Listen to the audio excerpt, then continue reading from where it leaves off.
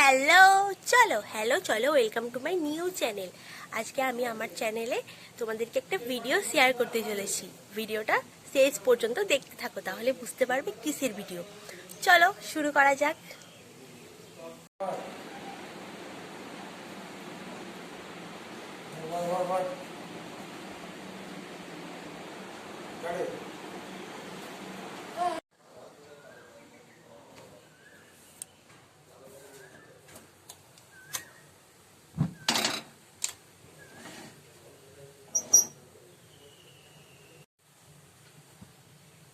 কি বানাবো তোমরা বুঝতে পারছো না?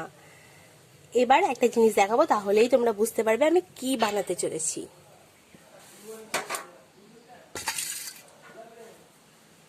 এবার নিশ্চয়ই বুঝতে পারছো আমি কি বানাতে চলেছি। ঘুগনি। তাই ঘুগনির ঝটপট রেসিপিটা দেখতে হলে আমার চ্যানেলটাকে সাবস্ক্রাইব, লাইক করে দাও। একটা কমেন্ট অবশ্যই করবে, তাহলে আমি বুঝতে পারবো আমার ভিডিওটা তোমাদের কেমন লাগছে।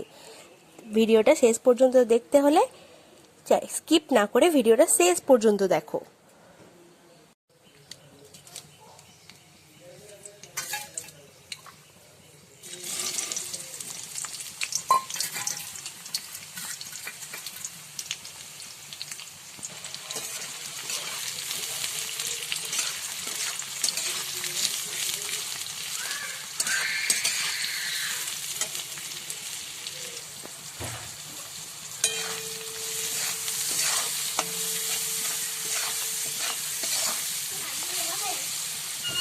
ওমা, তুমি কি রান্না করছো?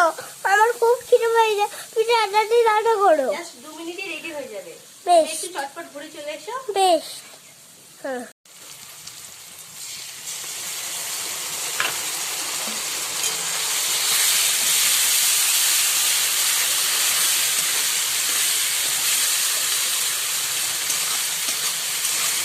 এদিকে আমি মশলাটা কষিয়ে নিচ্ছি। কষাতে কষাতে আমার ছেলের দুধটা রেডি করে গরম করতে দিয়ে দেবো। তাহলে একদিকে ঘুগনিটা, একদিকে দুধটা হয়ে যাবে রেডি। কারণ দুধটা সকালে নেওয়া হয়েছে, এখন না দিলে প্রায় 10টা বাজতে চললো। এখন না দিলে, গরম করতে না দিলে দুধটা হয়তো বা কেটে যেতে পারে।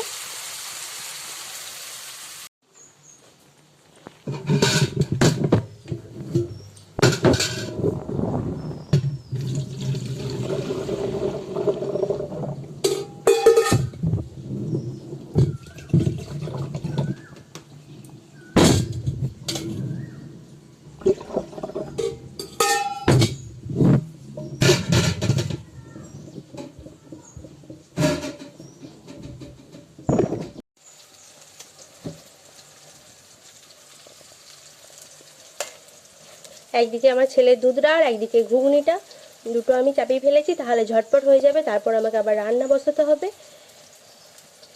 দেখে নাও আমি ঘুগনিটা শেষ পর্যন্ত কি করে করি।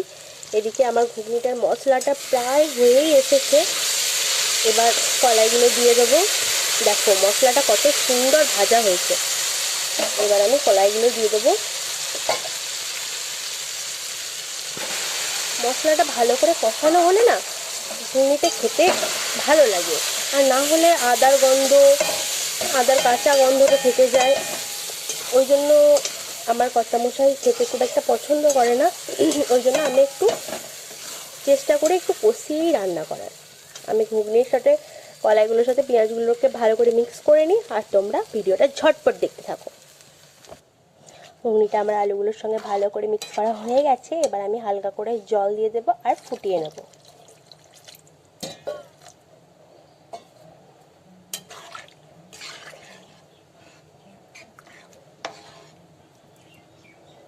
এবার একবার ঢাকা দিয়ে দেব।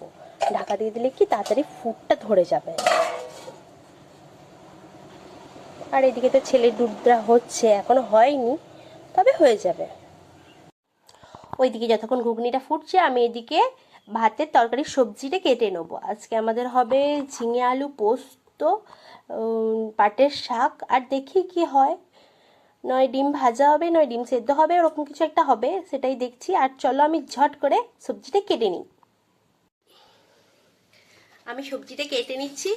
আর এখানে কোনো আওয়াজ সেরকম নেই, সেই জন্য আমি এখানে ভিডিওতেই কথা বলে নিচ্ছি, ভয়েস ওভার আর দিতে যাচ্ছি না। খুব গরম করছে দেখেছো, তোমাদের সঙ্গে কথা বলবো বলে গরমের জ্বালায় আমি ফ্যানটাই চালাইনি, যাতে কথা না শোনা যায় সেই ভয়ে। তাই আমি সবজিটা কেটে নিচ্ছি। আর রান্নার ভিডিও একদিন তোমাদেরকে পুরো রান্নার একটা ভিডিও শেয়ার করব তোমাদের সাথে।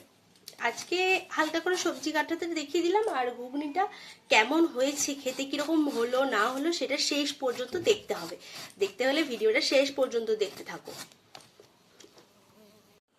এদিকে তরকারিটা হাফ কাটা হয়েছে আর মনে হচ্ছে আমার ঘুগনিটা হয়ে গেছে।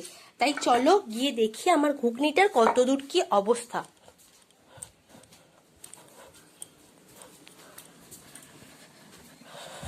মনে হচ্ছে আমার ঘুগনিটা হয়ে গেছে, তাই দেখি। হ্যাঁ ঠিক, আমি ঠিক গন্ধ পেয়েছি যে আমার ঘুগনিটা হয়ে গেছে। দেখো কিরকম ঘুগনিটা। আমি এবার ঝটপট নামিয়ে নেব, গ্যাসটা কমিয়ে দিলাম। ঘুগনিটা আমি এখানে নামাবো। আমি একা আছি তাই ভিডিও ক্লিপটা নিতে পারছি না, আমি নামিয়ে তোমাদেরকে দেখাচ্ছি। দেখো ঘুগনিটা কেমন হয়েছে। আমি এবার হালকা করে গোলমরিচের গুঁড়ো ছিটিয়ে দেবো, হালকা করে দেবো, কারণ আমার ছেলেটা খাবে, আবার যার যা নিতে মন হবে সেরকম নেওয়া হবে। এবার অগ্নির কাছ থেকে শুনে নেব রিভিউটা কিরকম লাগলো। ওদিকে তো আমার ঘুগনিটা হয়ে গেছে, এদিকে ঘুগনিটা হতে হতে আমার দুধটাও রেডি হয়ে গেছে। এবার আমি শুধু সবজিটা কেটে ফেলবো, ব্যাস। দেখো আমার সব সবজি কাটা কমপ্লিট। এদিকে আমার ছেলে চলে এসেছে, আমার কাছে বসে বসে জল খাচ্ছে, ওর ঘোড়া বেড়ানো কমপ্লিট। এবার আমাকে বলছে মা তাড়াতাড়ি মুড়ি খেতে দাও, আমার খুব খিদে পেয়েছে। মুড়ি খেতে হবে তো? মুড়ি খেয়ে বলতে হবে ঘুগনিটা কেমন হয়েছে, ঠিক আছে? চলো তোমাকে মুড়ি দিয়ে দিই, ঠিক আছে? অগ্নি ভালো হয়েছে মা, ঘুগনিটা অনেক সুন্দর হয়েছে। তুমি আবার বানিয়ে দেবে, ঠিক আছে? তাই? হ্যাঁ। তোমার অনেক ভালো লেগেছে?